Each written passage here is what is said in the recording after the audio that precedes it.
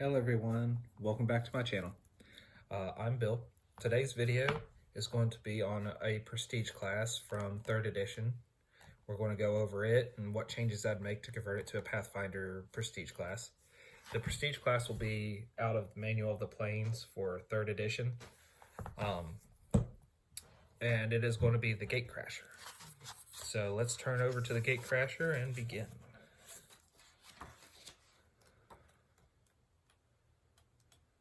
The Gatecrasher is one of my favorite classes based on the description of what all they can do. Just for a reference. Okay, so the requirements to become a Gatecrasher. You must be non-lawful. You must have an attack bonus of +4. You should have knowledge the planes 4 ranks and use magic device 8 ranks. I would change the use magic device to be 5 ranks, but that's just me. The reason is Pathfinder ranks start differently than 3rd edition ranks.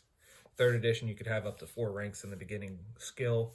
Pathfinder, you have 1 rank and you get a miscellaneous bonus of those 3, so the 3 points you're missing. So it's the same potency for the skill at first level, but it's written differently that the rules are technically different. To qualify for Gatecrasher class, the character must have visited 2 planes of existence other than his native plane. If you fulfill all these requirements, you can become a Gatecrasher. So if you're a rogue, you're probably going to become a Gatecrasher by about 6th or 7th level, whenever your base attack bonus becomes a +4. So the level after that is when you could enter it.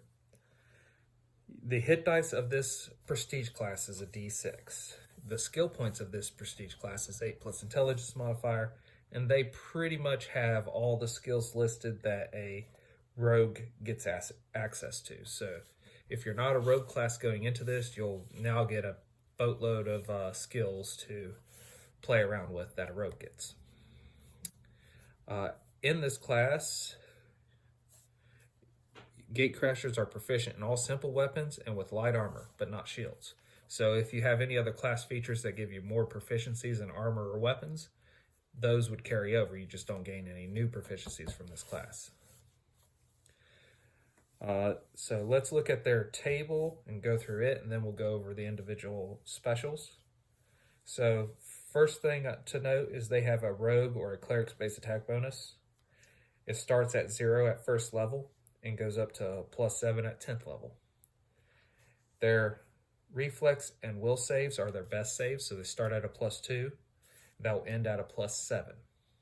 Their fort saves their worst save, so it starts at a +0 and will end at a +3. So they're not as good at resisting death effects, fear, things of that nature, poisons. So at 1st level, a Gatecrasher gains Analyze Portal and Bonus Language. At 2nd level, gets Comprehension. At 3rd level, Open Portal. And that's the beginning of the fun stuff.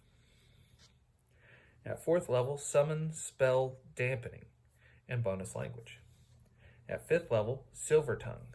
At 6th level, Planar Survival. At 7th level, Bonus Language, Damage Reduction 5 to a +1 weapon. 8th level, Scramble Portal. 9th level, Plane Shift. 10th level, Bonus Language and Planar Dampening. So, let's start with Analyze Portal. A Gatecrasher gains the ability to use Analyze Portal as a spell-like ability. He may do this once per Gatecrasher level per day. This ability otherwise functions as a spell cast by a sorcerer of the Gatecrasher's character level.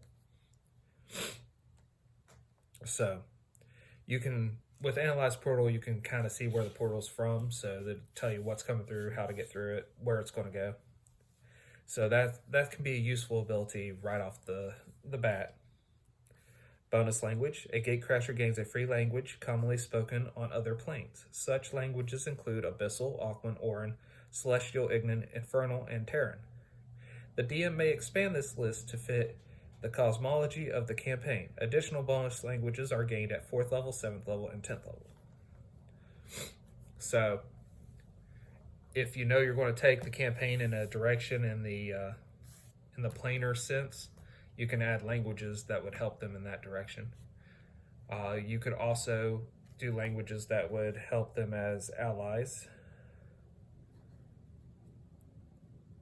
and so on and so forth. So you can give them plenty of access to a lot of languages, because the only ones they list here are the elemental languages, celestial, abyssal, and infernal. So I would give them more, but they only get 4 extra languages from the class itself. If they really want more languages, they take the speak language or the linguistic skill. So comprehension is on 2nd level. Upon reaching 2nd level, the gatecrasher understands the basic conflicts of forces and energies and can use this instinctive understanding to assist certain skills. The gatecrasher gains a +2 insight bonus to decipher script and use magic device checks. The gatecrasher also gains +2 insight bonus when searching for or disabling magical traps. So that's cool. That's stacking with the rogue's level bonus to finding and disabling traps is really good. Okay, at 3rd level you get open portal. A gatecrasher's understanding of planar forces extends to the workings of magical portals, such that he may force them open without the correct device, spell, or key. The gatecrasher makes an open lock check using his intelligence modifier instead of his dexterity modifier. Portals typically have the following DCs. So a typical key portal, so a portal that needs a key, is DC 30. A portal sealed by the Seal Portal spell, DC's 20 plus the caster's level. A portal created by a deity has a DC of 50. And as you get into higher level games, so if you ever get to 20th level or beyond 20th level, 50 doesn't become a high enough DC once the party becomes 30th level or higher. So just throwing that out there, not very many games ever exceed 20th level, especially if you don't use the Epic rule book from 3rd edition or just expand the classes. So if you're interested in that, put it in the comments below and I'll go over Epic stuff. Opening a portal takes 1 round of work and a successful check. It's a full round action. The portal remains open for 1d4 plus 1 rounds afterwards. So you only have up to 2 to 5 rounds to get everyone through the portal if you force it open. Summon spell dampening. Gatecrashers often aggravate demons and devils by inhibiting their ability to summon reinforcements. 3 times per day, a gatecrasher of 4th level or higher can create a dampening field that extends 100 feet in every direction. Summoning and calling spells and spell-like abilities are suppressed within this radius, though creatures summoned outside the dampening field can enter it normally. The dampening field lasts for 10 rounds. Creatures summoned or called before the gatecrasher creates the dampening field are unaffected. Silvertongue, a gatecrasher of 5th level or higher, can deal with a variety of creatures and characters, gaining a +2 insight bonus on bluff, diplomacy, gather information, intimidate, and sense motive checks. Planar survival. At 6th level, the gatecrasher becomes attuned to the nature of the planes he visits and personally immune to their natural planar effects. Any effect that would be negated by the avoid planar effects spell is negated by planar survival ability as well.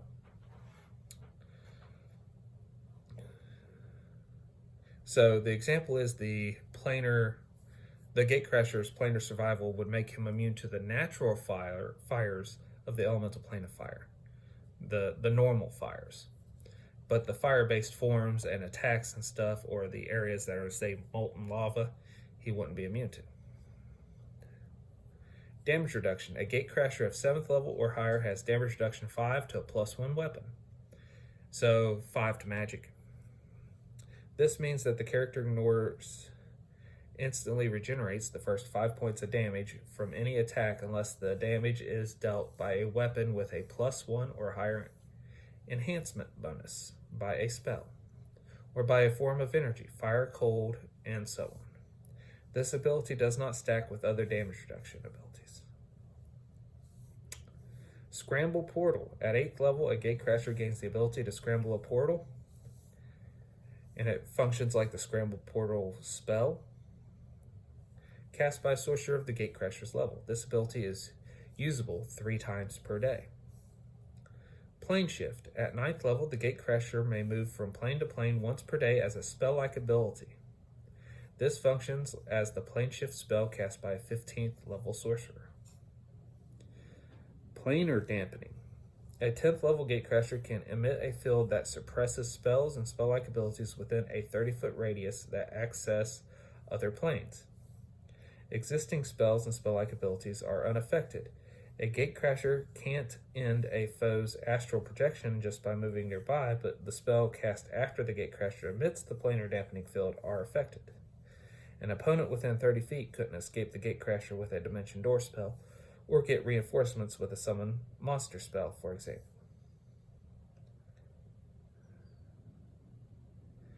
The gatecrasher can activate planar dampening 3 times per day, lasting for 10 rounds.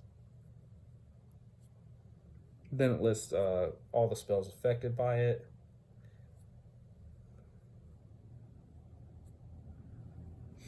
And that is it. I probably would give it better damage reduction or more damage reduction towards the end of the class. Because at, say, 10th level, you'd get a damage reduction 10 to +2 weapon. Something like that. I would enhance that just a little bit.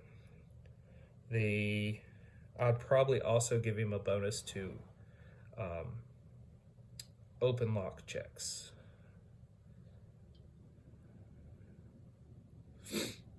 Equal to probably his character level, just make it simple. So he would get an open lock bonus equal to his character level that's in addition to whatever ranks he puts in it and the regular bonuses, because he is used to opening portals, he is used to opening doors, things of that nature. So that's the changes I'd make, which isn't many. This is actually a well-built 3rd edition class compared to some that I've reviewed. So it's a gatecrasher. Is this a cool class to you guys? Have you played a gatecrasher? Have you seen a gatecrasher? Would you play a gatecrasher? Put it all in the comments below. I'm looking forward to what you guys think. Until we game again.